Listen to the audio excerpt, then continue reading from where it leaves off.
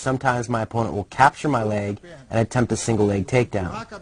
If he places his head to the inside of my body, I will prevent him from accomplishing his goal by driving his head away from me and pulling my leg free. Slowly.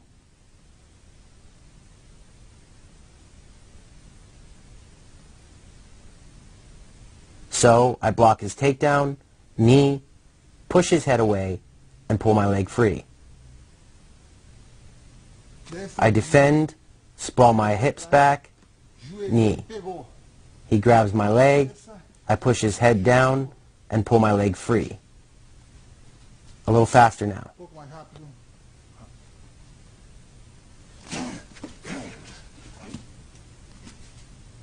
This is another technique you can use to defend against a single leg takedown. As my opponent snatches up my lead leg, I push his head away using my left hand. This creates space between our bodies and allows me to wrap my right arm around the top of his left arm, establishing an overhook. At the same time, I circle my right foot to the outside of his left leg. Next, I grab his right elbow with my left hand. Once I accomplish all of these things, I will lift his arms upward using my arms and drive my captured foot towards the floor, breaking his grip. Once more.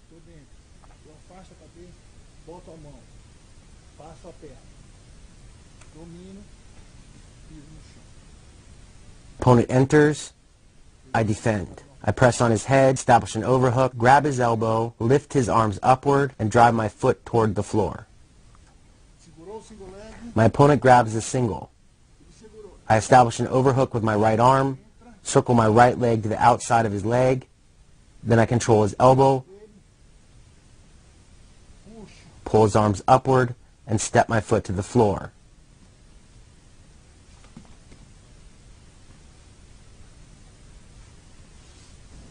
Now I spar with my brother using the takedown defense techniques I just demonstrated.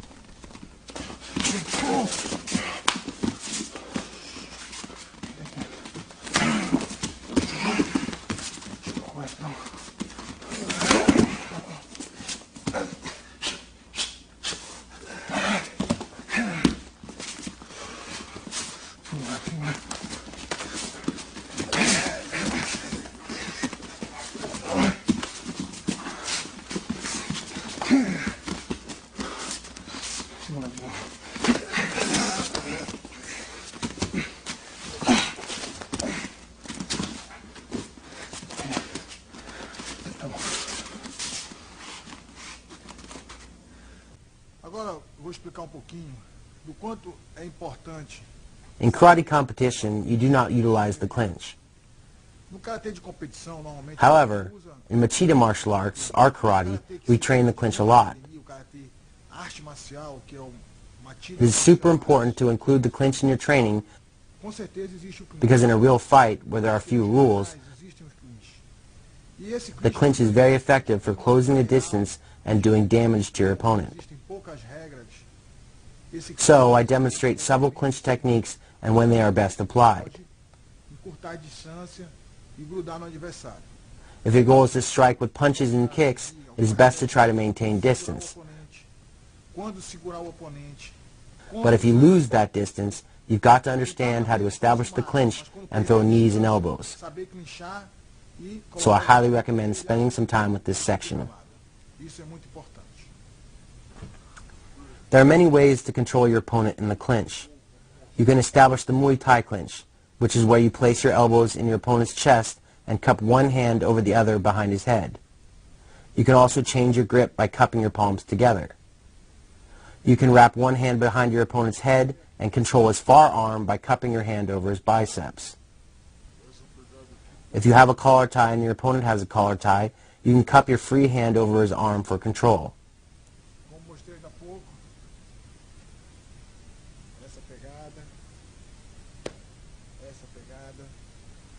You can keep your one collar tie and establish an underhook with your opposite arm.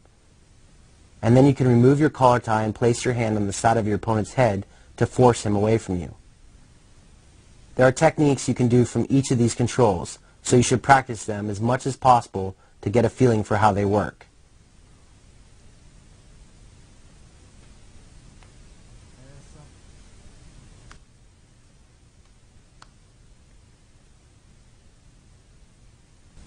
Now I demonstrate how to throw a knee from the Muay Thai clinch.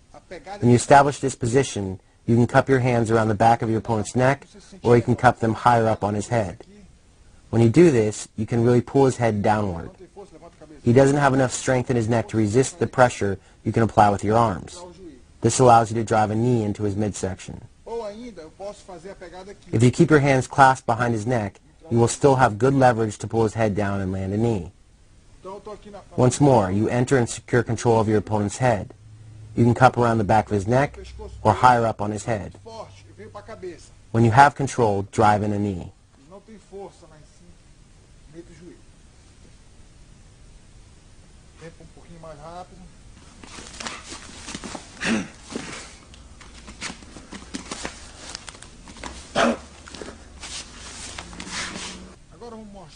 When you establish the Muay Thai clinch, you want to cause as much damage as possible. So now I demonstrate how to throw a sequence of knee strikes that can score you the knockout. Right after you secure your opponent's head, throw the first knee strike I demonstrated in the previous technique. Next, pull your leg back, switch the positioning of your feet, and throw a knee with your opposite leg. You can keep on going like this until your opponent manages to escape.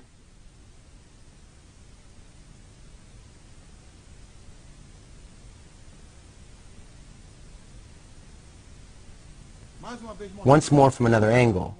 After you establish the clinch, throw a sequence of knees. Faster.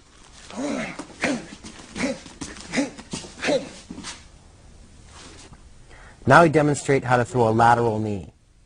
It's not a technique that a lot of people use, but it is very effective. To execute this knee, I will establish head and arm control. I accomplish this by keeping my left hand hooked around the back of my opponent's neck and placing my right hand on his left biceps. Next, I will pull his head down using my left hand and lift his left arm using my right hand. This creates a clear pathway for me to land a side knee to his ribs. So, set your opponent up and then throw the knee. Now from the other side, I pull my opponent's head down and lift his left arm. This exposes his left side for the side knee. Quando eu levanto, ele fica exposto essa região aqui. Seguro, joelhada. A little faster.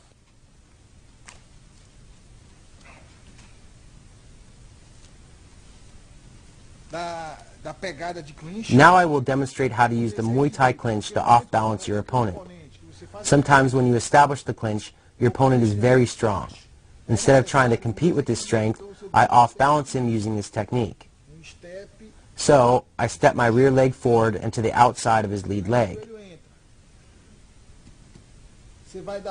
Next, I circle my opposite leg around and pull on my opponent's head. Notice how this causes him to fall forward and to the side, totally destroying his base.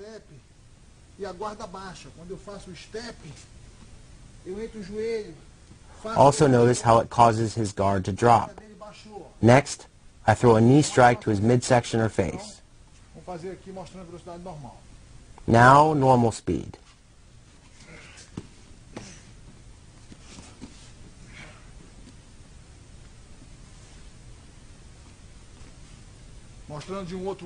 From another angle, I grab him, take a step to the side, throw the knee. Other side, knee. Now a little faster.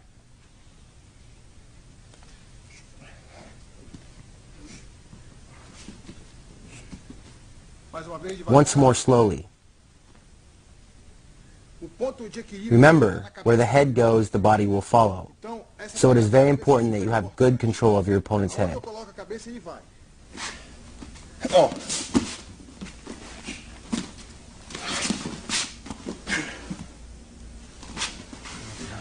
Mais uma vez.